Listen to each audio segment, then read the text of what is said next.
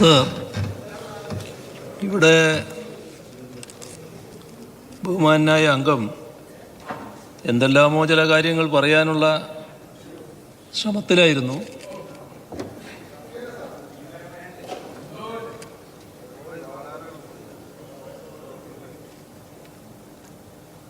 എന്താ പറ്റിയ?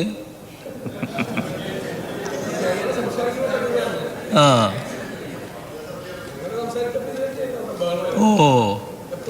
അപ്പോൾ നിങ്ങളത് നടത്തിക്കോളൂ എന്നാണല്ലേ? അത് നടത്തിക്കോളൂ എന്നാണല്ലേ? നടത്തിക്കോളും, അതല്ലേ സിഗ്നൽ. മുഖ്യമന്ത്രി സംസാരിക്കല്ലേ?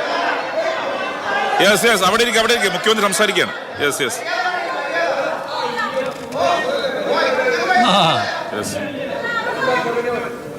ഒരു വേണ്ടത്ര നല്ല രീതിയിൽ ഷംസുദ്ദീൻ അവതരിപ്പിക്കാൻ കഴിഞ്ഞില്ല എന്നുള്ളത് കൊണ്ട് കുറച്ച് ബഹളമുണ്ടാക്കി പ്രശ്നമാക്കാന്നാണ് ധാരണ. ഈ രീതിയിൽ കാര്യങ്ങൾ പറയാൻ കഴിയുന്നില്ലെങ്കിൽ അത് അദ്ദേഹത്തിൻ്റെ കുറവല്ല, കേരളത്തിൻ്റെ അവസ്ഥയുടെ സ്ഥിതിയാണ്. ഏതെങ്കിലും ചില സംഭവങ്ങൾ എടുത്ത് കാണിച്ചുകൊണ്ട് വല്ലാതെ ഇവിടെ ക്രമസമാധാനമാകെ തകർന്നു എന്ന് പറഞ്ഞാൽ അതൊരു ചിത്രമായിട്ട് വരില്ല.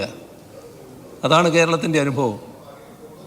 അതിനെ മറ്റു തരത്തിൽ മാറ്റി തീർക്കാൻ ബഹുമാനപ്പെട്ട പ്രതിപക്ഷ നേതാവ് ശ്രമിക്കേണ്ടെന്ന് മാത്രമേ എനിക്കത് സംബന്ധിച്ച് ആദ്യം പറയാനുള്ളൂ. കൊള്ളുന്നുണ്ടല്ലോ, അതല്ലേ കാണിക്കുന്നത്. അതിൻ്റെ ഭാഗമായിട്ടല്ലേ ഈ പ്രതിപക്ഷ നേതാവിനെ എഴുന്നേൽക്കുന്ന നില വന്നത്. നിങ്ങൾക്ക് ഇത്രയും ചെറിയൊരു വാചകം പോലും സഹിക്കാൻ പറ്റുന്നില്ലെങ്കിൽ നിങ്ങളൊക്കെ എന്താകുന്നു എന്നാണ് ചിന്തിക്കേണ്ടത്. കേട്ടോ, എവിടത്തേക്കാണ് എത്തുന്നത്? ഞാൻ വേറൊന്നും പറഞ്ഞില്ലല്ലോ. ചെറിയ തുടങ്ങുമ്പോഴേക്ക് തന്നെ നിങ്ങൾക്ക് വല്ലാതെ പൊള്ളുകയാണല്ലോ. എന്തിനാണ് അങ്ങനെ പൊള്ളുന്നത്?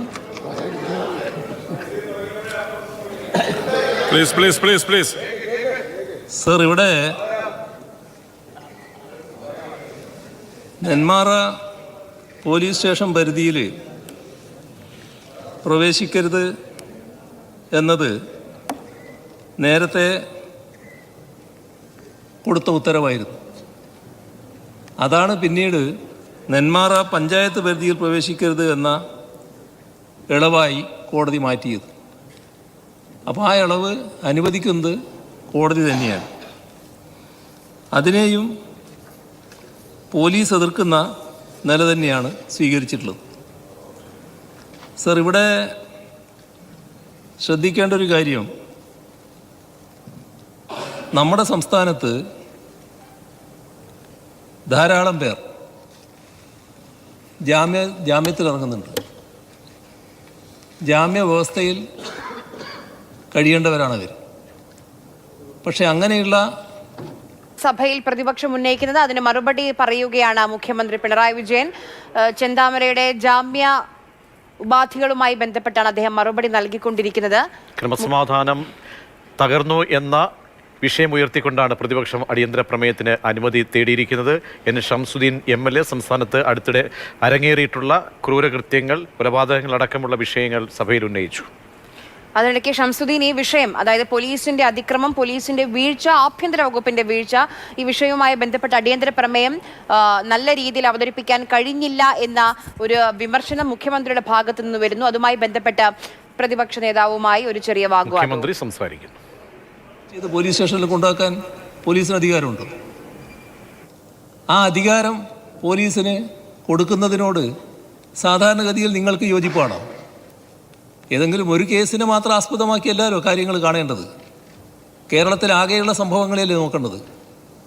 സ്വതവേ ജാമ്യാവസ്ഥ ലംഘിച്ചു എന്നതിൻ്റെ മേലെ നടപടിയെടുക്കാൻ പോലീസിന് പൂർണ്ണ അധികാരം കൊടുക്കാമോ? അത് ചിന്തിക്കേണ്ട കാര്യമല്ലേ, ചർച്ച ചെയ്യേണ്ട കാര്യമല്ലേ, ഗൗരവമായി പരിശോധിക്കേണ്ട കാര്യമല്ലേ. ഇപ്പോൾ ചെന്താമരയുടെ കാര്യത്തെക്കുറിച്ച് ബഹുമാനപ്പെട്ട ഷംസുദ്ദീൻ പറഞ്ഞ കാര്യങ്ങളിൽ ആർക്കാ വിയോജിപ്പുള്ളത്? അയാൾ കൊല നടത്തി, വീണ്ടും കൊല നടത്തുന്നു. പോലീസോൻ കസ്റ്റഡിയിലെടുത്ത് പോകുമ്പം തന്നെ ആരെയോ കണ്ടപ്പോൾ നിന്നെ വെറുതെ വിട്ടുപോയിന്നോ, എന്താ നിന്നെ കിട്ടിയില്ലെന്നോ എന്തോ പറയുന്ന ഒരവസ്ഥ സ്വീകരിച്ചു എന്ന് മാധ്യമങ്ങൾ റിപ്പോർട്ട് ചെയ്തില്ലേ? അന്നേരവും ഭീഷണിപ്പെടുത്തില്ലേ? ഈ കൊലപ്പെടുത്താൻ കഴിഞ്ഞില്ല എന്നുള്ള ഒരു കാര്യം പറയാൻ തയ്യാറാകില്ലേ? അതൊരു പ്രത്യേക മാനസിക പ്രകൃതക്കാരനാണെന്ന് ക്രിമിനലിൻ്റെ അങ്ങേ അറ്റത്ത് നിൽക്കുന്ന ഒരാളാണെന്നല്ലേ അതിന് കാര്യങ്ങളിലൂടെ വ്യക്തമാകുന്നത്. അത്തരം കാര്യങ്ങളിൽ ആർക്കും വിയോജിപ്പ് ഇവിടെ ഇല്ലല്ലോ. എന്താ ഞാൻ ചെന്താമരയെ ന്യായീകരിക്കാൻ നിൽക്കുക? ചെന്താമരയെ ന്യായീകരിക്കാനാണോ സർക്കാർ നിൽക്കുന്നത്? ചെന്താമരയെ ഏതെല്ലാം തരത്തിൽ പെട്ടെന്ന് പിടികൂടാൻ പറ്റുമോ ആ നടപടികളൊക്കെ സ്വീകരിച്ചല്ലോ. പിന്നെ അതിനകത്ത് പോലീസിൻ്റെ ഭാഗത്ത് വന്ന വീഴ്ച എന്ന് പറയുന്നത് ഇത്തരമൊരു പരാതി കിട്ടിയപ്പോൾ ആ പരാതി അതീവ ഗൗരവമായിട്ട് കൈകാര്യം ചെയ്യണമായിരുന്നു.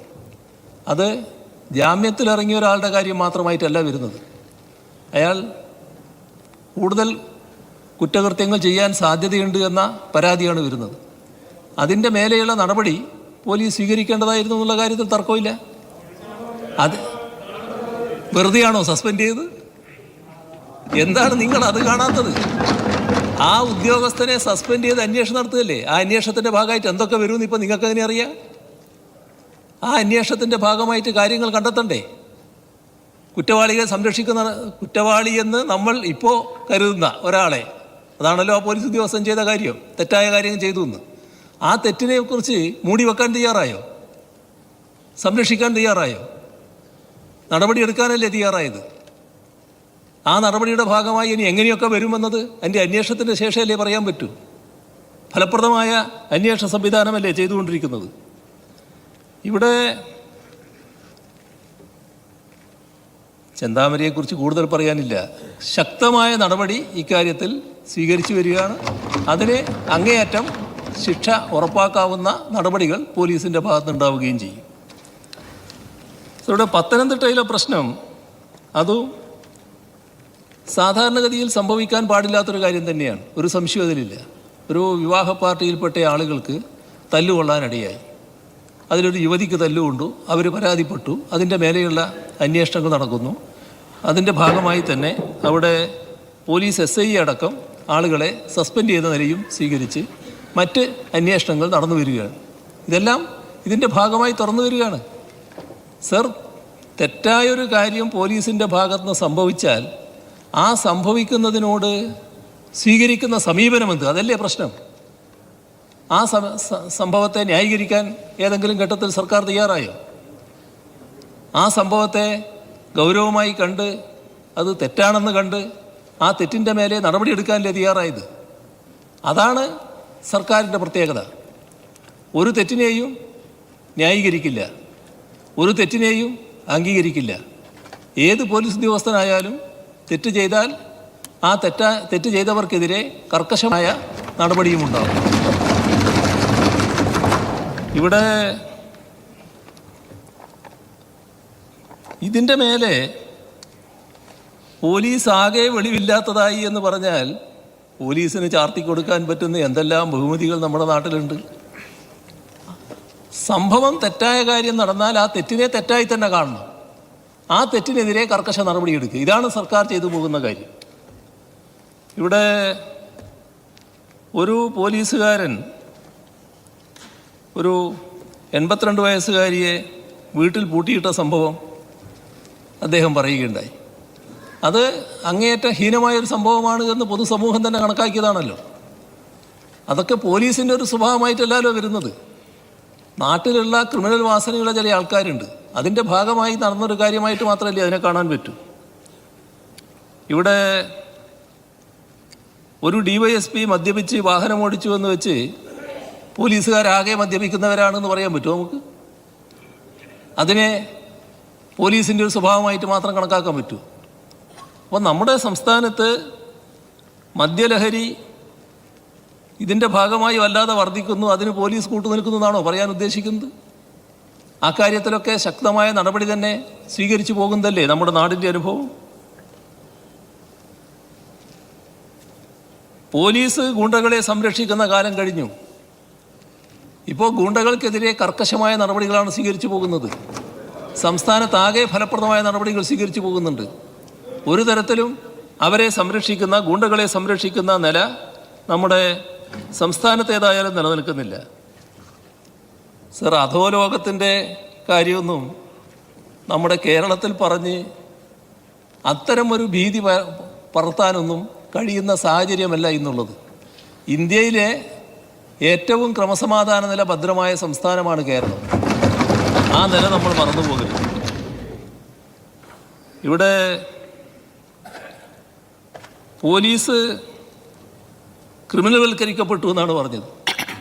സർ, എത്ര മികവാർന്ന കാര്യങ്ങളാണ് പോലീസ് ചെയ്തുകൊണ്ടിരിക്കുന്നത്. അത് ബഹുമാനപ്പെട്ട അംഗത്തിന് അറിയാത്ത കാര്യമാണ്. പിന്നെ കൈക്കൂലി ഡിജിറ്റൈസ് ചെയ്തതിനെ പറ്റി പറഞ്ഞു. അത് വയനാടിനെ നോക്കി പറഞ്ഞതായിരിക്കും എന്നാണ് തോന്നുന്നത്. അവിടെയാണല്ലോ റെസീറ്റ് കൊടുത്തിട്ട് കൈക്കൂലി സമ്പ്രദായം തുടങ്ങിയത്. അതാണോ മനസ്സിലുണ്ടായതെന്ന് അറിയില്ല. അതായിരിക്കും ചിലപ്പോൾ അദ്ദേഹത്തെ അതിന് പ്രേരിപ്പിച്ചതെന്നാണ് തോന്നുന്നത്.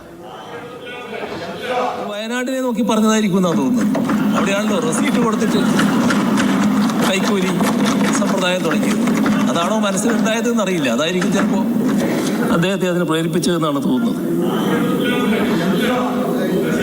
സർ, ഇവിടെ നമ്മുടെ ഒരു ക്രിമിനൽ സംഭവം നടന്നാൽ ഒരാളെ വെട്ടി കൊന്നു, അത് വെട്ടി നുറുക്കി എന്നൊക്കെ പറയുന്ന കാര്യം ശരിയാണ്. അതിൻ്റെ മേലെയുള്ള നടപടികൾ സ്വീകരിച്ചു പോകില്ലേ? എന്തിനാണ് പോലീസിനെ ഈ തരത്തിൽ വല്ലാതെ ആക്ഷേപിക്കുന്ന നില സ്വീകരിച്ചത് എന്ന് ഒരു തരത്തിലും മനസ്സിലാകുന്നില്ല. പോലീസിൻ്റെ പ്രത്യേകതകൾ ഞാൻ കൂടുതലായി പറയേണ്ട കാര്യമില്ലല്ലോ. നമ്മുടെ സംസ്ഥാനത്ത് ഏതെല്ലാം തരത്തിലുള്ള സംഭവങ്ങളിൽ പോലീസ് നടപടികൾ സ്വീകരിച്ചു എന്നുള്ളത്, ഇവിടെ സൈബർ കുറ്റകൃത്യങ്ങളടക്കം നല്ല രീതിയിൽ കണ്ടെത്താൻ പോലീസ് ശ്രമിക്കുന്ന കാര്യം നമ്മുടെയെല്ലാം കൺമുന്നിലുള്ള വസ്തുതയല്ലേ. ഇപ്പോൾ നമ്മുടെ സംസ്ഥാനം വർഗീയ ലഹളയില്ലാത്തൊരു സംസ്ഥാനമായി നിലനിൽക്കുന്നു. അതിനിടയാക്കുന്നതിൽ പോലീസിൻ്റെ പങ്കുമില്ലേ? നമുക്കത് നിഷേധിക്കാൻ കഴിയുമോ? ഇവിടെ പല കാര്യങ്ങളിലും ജനസൗഹൃദമായ ഇടപെടലുകൾ നടത്തുന്ന പോലീസിനെയല്ലേ സംസ്ഥാനത്ത് പൊതുവെ കാണാൻ കഴിയുന്നത്. കുറ്റം ആര് ചെയ്താലും അവർക്കെതിരെ കർക്കശമായ നടപടികൾ സ്വീകരിക്കുന്ന പോലീസിനെയാണല്ലോ നമുക്ക് കേരളത്തിൽ കാണാൻ കഴിയുന്നത്. അതേസമയം തെറ്റായ രീതി പോലീസിൻ്റെ ഭാഗത്തുനിന്നുണ്ടായാൽ അത് അംഗീകരിക്കാത്ത സമീപനം സർക്കാർ സ്വീകരിക്കുന്നു. എല്ലാ നിയമപരമായ നടപടികൾക്കും പിന്തുണയും നൽകുന്നു. ഇതാണല്ലോ കേരളത്തിൽ പോലീസിന് മികവാർന്ന രീതിയിൽ പ്രവർത്തിക്കുന്നതിന് സാധിക്കുന്ന നിലയുണ്ടാക്കുന്നത്.